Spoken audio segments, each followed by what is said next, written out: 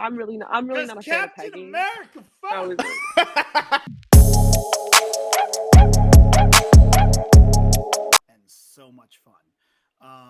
Now that may be, and I don't want to get right into the post-credit scene, but it may be because the post-credit scene left me laughing for 20 minutes straight nonstop. But I came away from this show in love with it. I had a few issues, like you said, the CGI looked better. And maybe it's just because I lost my glasses recently, so life is not in HD to me anymore. It's in a little bit of blurry vision. Maybe the CGI was still a little wonky for me just because of that, but it wasn't so bad that it took me out of it. I will say that. I will say that I noticed some things when Hulk was talking that I'm like, all right, there's a little bit less of a budget here that I notice it. I notice the less of the budget a little bit, but not enough to really hurt the show. I liked that episode 1 was basically the whole damn trailer. I like that the rest of the show, we have no idea what's going to happen other than my boy's going to show up at some point. And I know you have some issues that we're going to talk about. Yes. And I had those issues for a moment until you were talking about them beforehand. So I'm going to hold off on that till you get to them. But I think I have something that can maybe make you a little happier with the issues, but I hope so. But let's talk about that post-credit scene because this is the controversy here. Okay? So, as long as we knew Captain America was the 90-year-old virgin. He was the 90-year-old virgin. That's the Captain America. I never thought that. That's what I thought. And God damn it, that's what we're thinking that he thought. As a group, as a collective. As he told Natasha, I'm 94. I'm not dead. I was thinking he saved himself for this young lady here. This beautiful, wonderful, alternate universe Captain America, Captain Carter. I'm thinking he saved himself for her. But it turns out we have been bamboozled because this man here picked one of those lucky ladies in the back and took her to Pound Town. That's what we found out. That's what we found out in this episode. This was the biggest plot twist to come out of She-Hulk, in my opinion, because the entire time Jennifer Walters is asking Bruce, hey, what's the deal with Steve? And what does she say? She's like, that ass. Bringing a call back to the America's ass thing. That ass. That ass shouldn't have been alone. Right?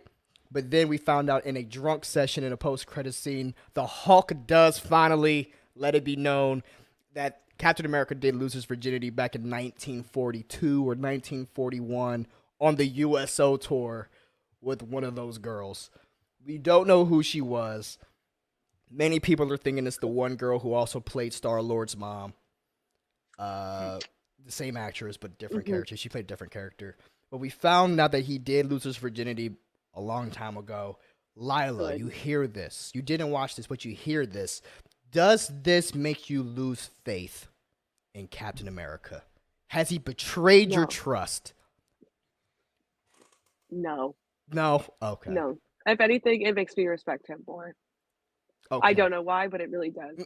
Because I'm really not a fan of Peggy. America, yes, Captain America has sex. Like, that's what he should be doing. He should not be saving himself for Peggy. Captain America fucks. Thank you. That's all. My Captain America has sex. That's what I'm talking He about. Right. I cracked up at it. I loved it so much. And it's the delivery. It's the delivery of that whole scene that made me just love it so much, man. I love that scene, and it wasn't so much about the idea that we learned that Captain America has lost his virginity a long time ago, that he lost it before he went and became a popsicle. Really, what I loved about that scene was just it reinforces the chemistry between Jen Walters and Bruce Banner. Yes. That's really all it did for me. I had a lot of love for this show, and then that as the end piece for me. It wasn't so much about Captain America. It was just their cousins, but you could tell they're really tight They're really close. They hang out, and I felt that chemistry. It felt like this character has been in the MCU for such a long time. We just haven't met her yet. Where normally before we meet a lot of characters, they're like, oh, where have they been at? Oh, this is their whole thing. But it honestly feels like in behind the scenes, I can see how the Hulk and her have had a relationship. It just seemed natural. And I really enjoyed them together. Watching this show, I really enjoyed it. I thought it was very, very funny. I did have some issues with it. But ultimately, it left me quite satisfied. I think that Disney is on a roll right now with their shows. I think that they've turned the corner a little bit because with Miss Marvel being the way that it was, and I really enjoyed Miss Marvel. I think that me and you, BC, are kind of the only people in existence, but I think we have Miss Marvel up there as our number 1 or number 2 favorite Disney Plus shows. And as of right now, it is definitely my number 2. Yeah, and for me, it's my number 1, but it's my and with this show, I thought that this first episode was really well done. We really got a little bit of that lawyer talk that they were talking about, the Ally McBeal thing, the breaking of the fourth wall, things of that nature. And then we also got the origin story, which I thought was really very, very weird. So we got the origin story about She-Hulk. She's driving with Bruce in the car. I loved how they did it though, because it's just, they open up with that great opening scene of her, practicing her closing arguments, and then she turns to the camera. She's like, "Okay, I know you don't care about the lawyer crap. You want to see how I became She-Hulk, so let's just get it over with." Right. And then they just went through it on episode 1. It was perfect because that's the internet. And that's what we've been complaining about. The internet keeps complaining that, like, why is this taking so long? Because you look at the other shows, and some of them look like they were definitely movies cut into TV shows. Mm-hmm. This one feels right off the bat like a TV show. Here's the origin story. No more wait Marvel 5 or 6 episodes. Like a TV show. Right, and it is kind of like the Spider-Man No Way Home thing. Like, we felt we got 3 movies to finally get to Spider-Man's origin story. Or even with Miss Marvel, like, it's a prolonged origin story. With Moon Knight, prolonged origin story. All these are prolonged origin stories. We got the origin right off the break.